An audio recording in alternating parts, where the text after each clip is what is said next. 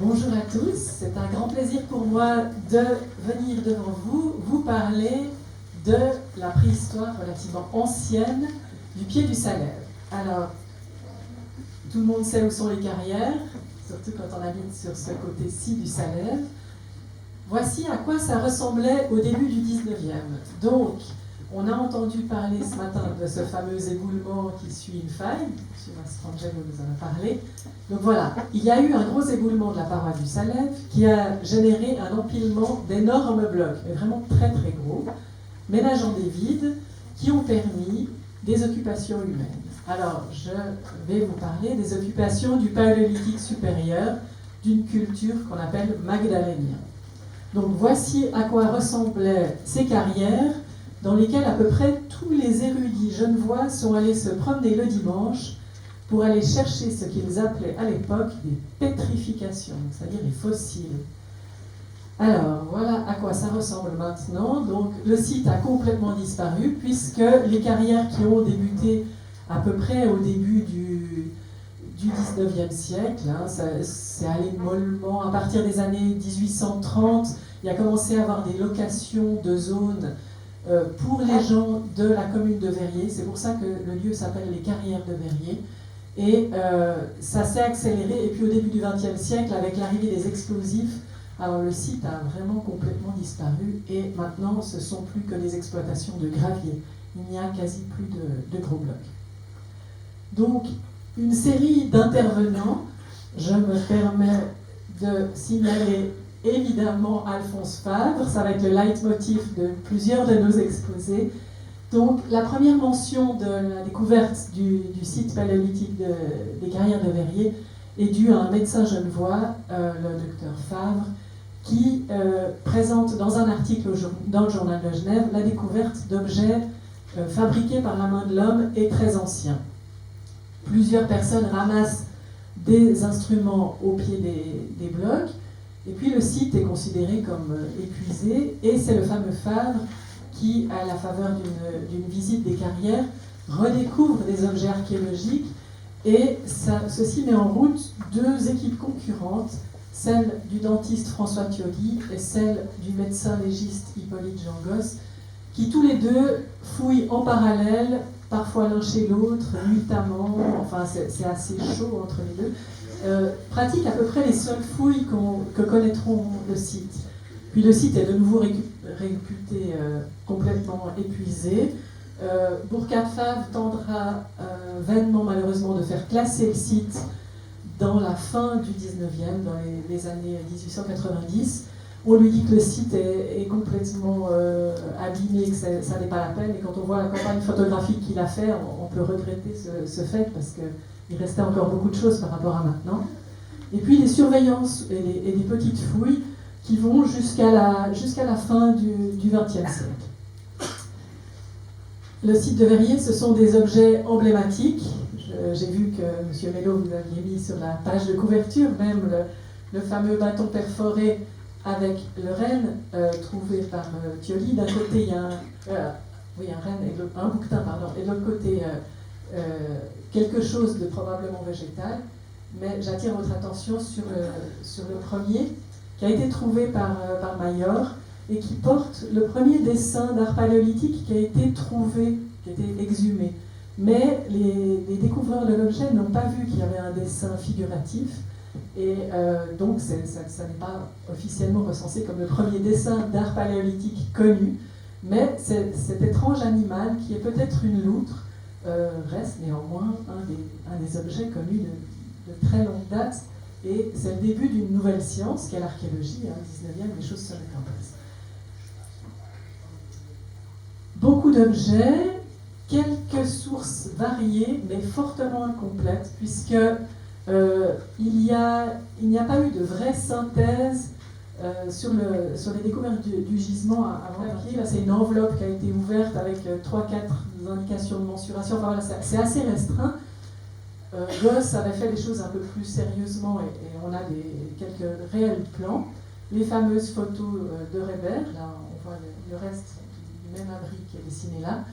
Et cette tentative de synthèse avait été fait dans plusieurs articles, et puis ça a été l'occasion d'un travail de thèse, de justement essayer de comprendre qui avait fait quoi quand, ce qui avait été récolté à quel endroit, et ne serait-ce que simplement redessiner le plan où se trouvaient ces différents abris occupés par les Magdaléniens. Et à l'aide de toute cette documentation dont je vous ai montré quelques éléments, on arrive à recenser différents abris, chacun occupé comme une espèce de grotte au moment du Paléolithique supérieur. L'occasion de cette recherche, c'était aussi de regarder la faune qui a été récoltée. Il n'y avait pas que des objets manufacturés, il y avait aussi des éléments qui avaient été fracturés, qui avaient probablement été mangés.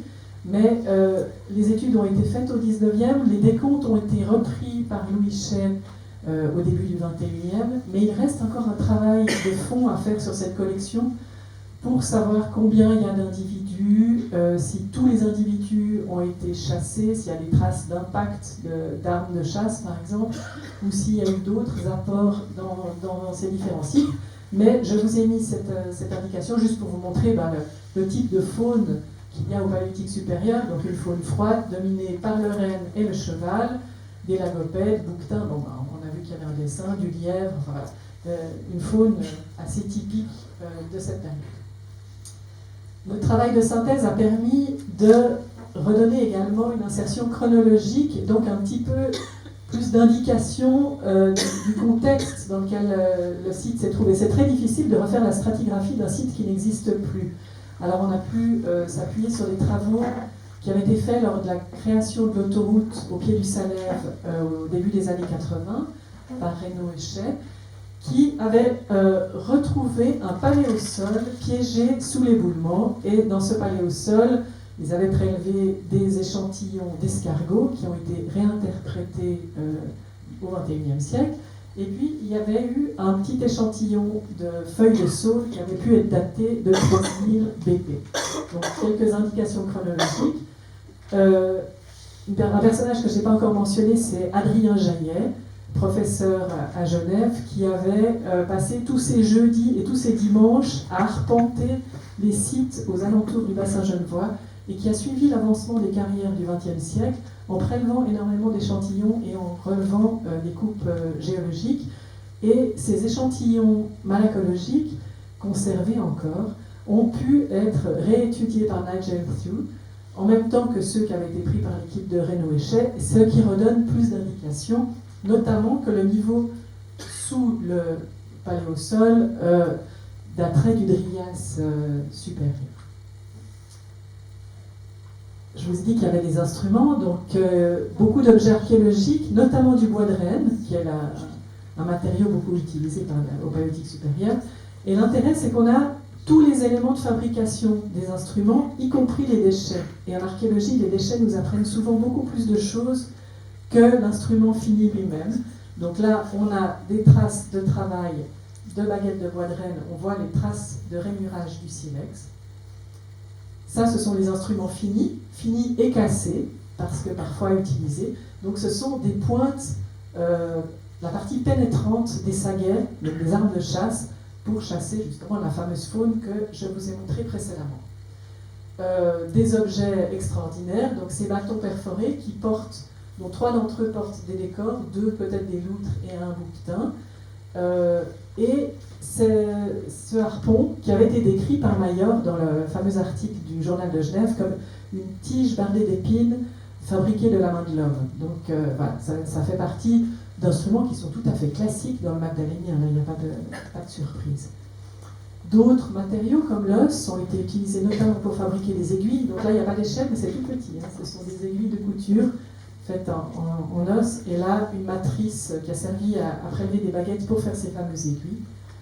De la parure aussi, qui nous informe de provenance lointaine, puisque les perles en lignite viennent au plus près du sud de l'Allemagne.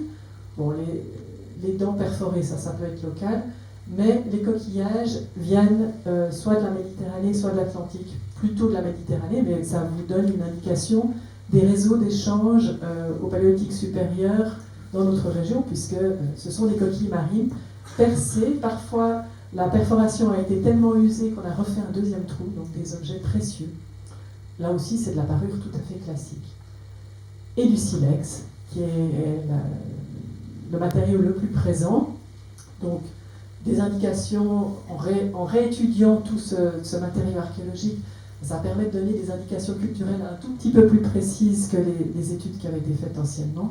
Donc là aussi, sans surprise, du débitage à lame, et puis un outillage marqué par les grattoirs, les burins, et puis ces petits éléments de lamelles à dos qui pourraient avoir été des barbelures sur les armes de chasse. Donc là aussi, on est dans quelque chose d'assez classique du paléolithique, supérieur, mais ce n'est pas l'extrême fin du paléolithique supérieur. Ces silex ont également été étudiés en termes du matériau, parce que le Salève n'est pas riche en silex, donc le silex vient d'ailleurs.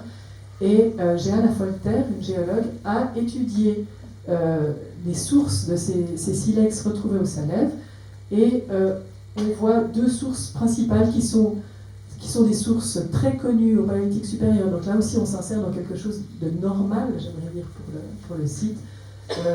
Une part qui vient de la région d'Olton et puis une part qui vient de la région de Seyssel. C'est vraiment des matériaux très connus par les Magdaléniens de la région. Donc si on confronte tous les éléments réétudiés, donc on a ces indications géologiques, notamment le paléosol avec une sorte d'escargot particulière qui nous met dans le Trias ancien, la date de ce morceau de saule, le grand éboulement, l'occupation magdalénienne, une indication donnée par le fait qu'il y a du Renne. Il y a eu des études faites par Gilbert Pion qui donnent une date du départ du Renne vers 12 000, donc on sait qu'on est forcément avant. Quelques dates anciennement faites de radiocarbone qui correspondent toujours avec ces dates, et puis la réétude du matériel tant osseux que le silex, qui confirme en fait qu'on se trouve bien dans la fin du Trias ancien, et que si on calibre ces dates radiocarbone, on est quelque part entre 14 000 et 13 000. Donc ça, c'est la partie magdalénienne. Et puis ça nous a permis, avec le service d'archéologie de la Haute-Savoie, de faire une synthèse il y a assez peu de temps, en fait, en 2012, où on pouvait reproposer, on va dire, voilà, comme M. Coutran vous a dit, une photo restaurée, alors là, je ne vais quand même pas dire que c'est une photo, un dessin qui vous propose l'occupation magdalénienne de ce fameux éboulement de bloc, où on voit une proposition de cette occupation. Alors là, on voit des gens, et il y a un élément dont je ne vous ai pas encore parlé, c'est que dans ces différents abris et dans ces déblais des carrières, on a trouvé quelques éléments d'os humains qui ont été attribués au paléolithique supérieur.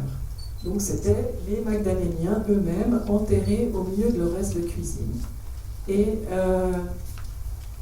en fait, il y avait un petit reliquat d'argent au département d'anthropologie une année, et j'ai sauté sur l'occasion pour faire des datations radiocarbone.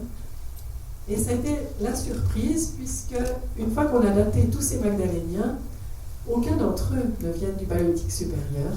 Et par contre, ils sont tous soit du néolithique, soit de l'âge du bronze. Et ça donne une autre indication, ça veut dire que ces abris qui avaient servi de logement aux Magdaléniens, qui étaient des nomades qui sont venus et revenus probablement un nombre conséquent de fois, ces abris ont été réutilisés bien plus tard comme sépultures à des périodes qu'on connaît déjà dans la région. Et j'ai repris un petit peu ces derniers jours la littérature ancienne du 19e siècle, et il y avait eu de l'exploration faite notamment par François Thiolly, qui a fouillé le site des carrières de Verrier. Par exemple, dans la grotte de l'Ours, il y a encore des planches qu'on peut exploiter. En archéologie, on a tendance à jeter les textes et à garder les planches. Et là, les planches sont très précieuses. Ils montrent qu'il y a, en tout cas, de l'âge du bronze qui a été trouvé dans cette grotte. De la même façon, à Chavardon, il y a des mélanges de périodes, mais là, il y a une description, par exemple, d'un tesson de céramique noire avec de l'étain, donc là, c'est type du bronze final, mélangé à d'autres périodes. Et il y aurait un travail intéressant à faire, c'est de reprendre justement de façon critique tous les sites où on a trouvé de l'archéologie au Salève et de les reconfronter aux sources pour arriver à bien remettre les choses dans leur période. Et voilà, je crois que j'arrive au bout du temps imparti. Merci beaucoup.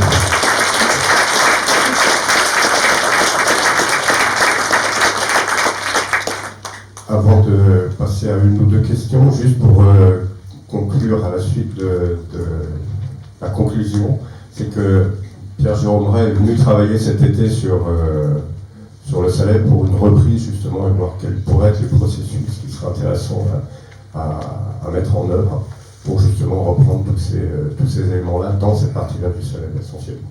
Excellent, merci. Très bien. Voilà, est-ce qu'il y a une ou deux questions ? Monsieur. C'est une question qui a trait à la conservation de ce genre de site. Si aujourd'hui on trouvait un éboulement comme ça, est-ce qu'on le protégerait d'une exploitation ou est-ce qu'on aurait les moyens ou bien on l'étudierait et après on l'exploiterait ? C'est une question philosophique. Comme archéologue, je vous répondrai sans embâche que bien sûr qu'il faudrait conserver parce que c'est un site absolument magnifique. Mais déjà, le fait de fouiller, c'est détruire. Donc on a un regard paradoxal par rapport à ça en archéologie. À partir du moment où on met un coup de truelle quelque part, on commence par enlever. Et c'est le problème de ces fouilles du 19e, c'est qu'il n'y a pas la documentation qui va avec. À partir du moment où on détruit, il faut documenter pour que les autres après puissent repasser. Mais j'aimerais bien qu'on retrouve un site comme ça. Une autre question ?